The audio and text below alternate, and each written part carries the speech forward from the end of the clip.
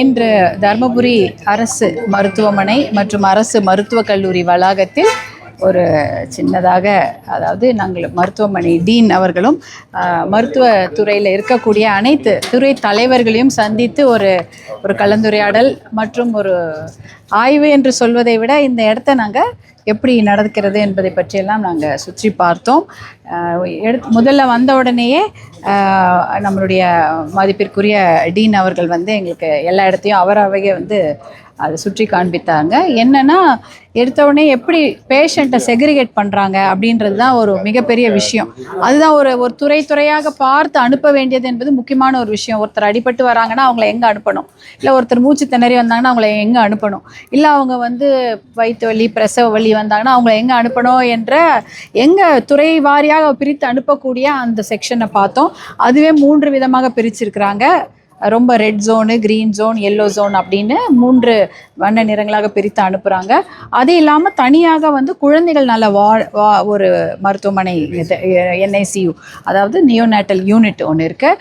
அதில் எப்படி, அதாவது சீக்கிரமாக குறை பிரசவங்கள் பிறக்கும் குழந்தைங்க 750 கிராமில் ஒரு குழந்தை பிறக்கிறாங்கன்னா அவங்களுக்கு எப்படி ஒரு ட்ரீட்மெண்ட் கொடுக்குறாங்க என்பதை பற்றிலாம் நான் இங்கே பார்த்துட்டு இருந்தேன். ரொம்ப நன்றாகவே நல்லா பண்ணியிருக்காங்க. எனக்கு ரொம்ப பெருமையாக இருக்குது. ஏன்னா 2008 தருமபுரி அரசு மருத்துவமனை இருந்தது. ஆனால் 2008 மருத்துவர் அன்புமணி அவர்கள் இந்தியாவின் சுகாதாரத்துறை அமைச்சராக மத்திய அரசில் அங்கம் வகித்த போது இந்த மருத்துவமனைக்கு அனுமதி வழங்கி கொண்டு வர மருத்துவமனையில் மருத்துவக் கல்லூரி ஒரு எப்பவுமே ஏற்படுத்தினா அங்கே மருத்துவக் கல்லூரி மாணவர்கள் படித்து அவங்க அந்த சுற்று வட்டாரத்துக்கு சேவை செய்வார்கள். அதை விட அதிகமாக மருத்துவக் கல்லூரி ஆரம்பிக்கும்போது அது தனித்தனி துறைகள் இருக்கும். அந்த துறைகளுக்கான சிறப்பு மருத்துவர்கள் அந்த அரசு மருத்துவமனையில் பணியாற்றுவாங்க. அப்படி இருக்கும்பொழுது அந்த மாவட்டமே வளர்ச்சி பெறும். ஏன்னா அந்த மாவட்டத்தில் இருக்கிற மக்கள் சிறப்பு மருத்துவத்துக்கு தான் வெளியூருக்கு போவாங்க. இப்போ நம்ம தமிழ்நாட்டிலேயோ இல்லை இந்தியாவிலேயோ பார்த்தீங்கன்னா அதிகமாக கடன் வாங்குவது எதுக்கு? மருத்துவத்திற்கும் படிப்புக்கும் திருமணத்திற்கும் தான். இந்த 3த்துக்கு தான் கடன் வாங்குவாங்க. வேற எதுக்கும் பெருசாக கடன் வாங்கிட்டு இருக்க மாட்டாங்க. சொந்த வீடு அதெல்லாம் கவலை கிடையாது. மருத்துவத்திற்கு வாங்குவாங்க, சொத்தை விற்பாங்க, சொத்தை விற்று படிக்க வைப்பாங்க, இல்லை சொத்தை விற்று கல்யாணம் பண்ணுவாங்க. இதுதான் நடக்கும். அப்போ அந்த மருத்துவம், நல்ல சிறப்பு மருத்துவம் அந்த மாவட்டத்தில் கிடைச்சா அவங்க வெளியூருக்கோ காசு செலவு பண்ணிட்டு வெளியூரில் போய் ஒரு 4 நாள் ஒரு ஹோட்டலில் தங்கி அவங்க மருத்துவம் பார்க்குற அளவுக்கு அவங்களுக்கு வசதி இருக்காது. ஆனால் அந்த ஊர்லேயே மருத்துவமனையோ மருத்துவக் கல்லூரி இருந்தால் அப்போ சிறப்பு மருத்துவர்கள் அவங்களுக்கு அந்த கவனிப்பை கொடுப்பாங்க. அதனால தான் தருமபுரி மாவட்டம் அது பார்த்திங்கன்னா ஒரு சிறிய மாவட்டமாக இருந்தாலும் அந்த மாவட்டத்துக்கு ஒரு மருத்துவக் கல்லூரி வேண்டும் என்று மருத்துவர் அன்புமணி 2008 இதை கொண்டு வராங்க. அதுக்கப்புறம் அதுக்கு அவர் கொண்டு வந்தது 2008 தான். ஆனால் இந்த மருத்துவக் கல்லூரி அதற்கப்புறம் வந்திருக்கக்கூடிய மருத்துவமனை டீன்களும் கல்லூரி முதல்வர்களும் ரொம்ப நன்றாக பார்த்து கொண்டதுனால் இன்னைக்கு பார்த்தீங்கன்னா வருஷத்துக்கு கிட்டத்தட்ட நான் பார்க்குறேன் சென்சஸோட போட்டிருக்கிறாங்க 50,000 60,000 பேர் இங்கே மருத்துவம் பார்த்து கொள்கிறார்கள். 50,000 60,000 பேர் இந்த மாவட்டத்தை சுற்றி இருக்கிறவங்க மருத்துவம் பார்த்து கொள்கிறார்கள். பாருங்கள், நிறைய பேர் அவங்க சேலத்துக்கோ கோயம்புத்தூருக்கோ பெங்களூருக்கோ போக வேண்டியவங்க அத்தனை பேரும் இங்கே பார்த்துருக்குறாங்க. இப்போ தருமபுரி மருத்துவர்கள் அது மட்டும் இல்லாமல் சேலத்தில் எல்லையிலேருந்து கொஞ்சம் பேர் வருவாங்க, திருப்பத்தூர்லேருந்து வராங்க, கிருஷ்ணகிரியிலேருந்து வராங்க, திருவண்ணாமலையிலேருந்து இங்கே மருத்துவம் பார்த்துக்கிறாங்க. இங்கே அப்படிப்பட்ட ஒரு சிறப்பு மருத்துவம் இங்கே கிடைக்கிது. இங்கே குழந்தைங்களுக்கான யூனிட் ரொம்ப, அதாவது தனியார் மருத்துவமனையில் பிரசவம் ஆகிற குழந்தைங்கள கூட இங்கே கொண்டு காப்பாற்றிடுறாங்க. 750 கிராம்னா யோசிச்சு பாருங்கள், 1/2 கிலோ தக்காளி எவ்வளோ இருக்கும்? 5-6 தக்காளி தான் இருக்கும். 750 கிலோவில் ஒரு குழந்தை பிறக்குது. அந்த குழந்தைய இங்கே பாதுகாத்து அதுக்கு நல்லபடியாக மருத்துவம் பார்க்க வச்சு அனுப்பியிருக்கிறாங்க. அங்கே ஒரு தாய்ப்பால் சேகரிக்கும் ஒரு வங்கியும் இருக்கிறது. இது பார்த்திங்கன்னா தமிழ்நாட்டிலே வெகு இப்போ தான் எல்லா அரசு மருத்துவமனையில் ஆரம்பிக்கிறாங்க. தருமபுரியில் ரொம்ப வருஷமாக நடத்தி அது ஒரு முன் உதாரணமாக திகழ்ந்திருக்கிறாங்க. அதை எப்படி அந்த தாய்ப்பாலை வாங்கி சேகரித்து தாய்ப்பாலை கொடுக்கறதுன்றது அந்த தாய்மார்களுக்கு நம்ம ஒரு கிளாஸ் எடுத்தால் தான் அவங்க அவங்களாகவே வாலண்டரியாக கொடுக்கணும். அவங்கள போய் ஃபோர்ஸ் பண்ணி கொடுக்க முடியாது. அவங்க வாலண்டரியாக அவங்களாவே முன் கொடுக்க வச்சு அதை எப்படி அதை தரம் பிரித்து அதில் எந்த ஒரு கிருமியும் இல்லாமல் அதெல்லாம் டெஸ்ட் பண்ணி அதுக்கப்புறம் தான் அதை கொடுக்குறாங்க. அதற்கான ஃபெசிலிட்டி ரொம்ப நல்லா இருக்குது. அதையும் நான் பார்த்தேன். அதே போல் குழந்தைகள் பாதுகாப்பு விஷயத்தில் ரொம்ப கவனமாக இருக்கிறாங்க. சிசிடிவிலாம் போட்டு மருத்துவக் கல்லூரியில் எல்லாம் பண்ணியிருக்கிறாங்க.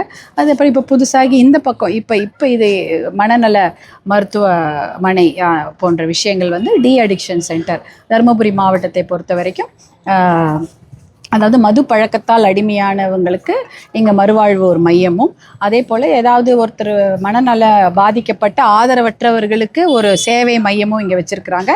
அதே போல் இந்த வளாகத்தில் அதிகமாக ஆர்கன் டொனேஷன் அதாவது நடந்திருக்கு. தருமபுரி மாவட்டத்தில் தான் அதிகமான ஆர்கன் டொனேஷன் நடந்திருக்கிறது.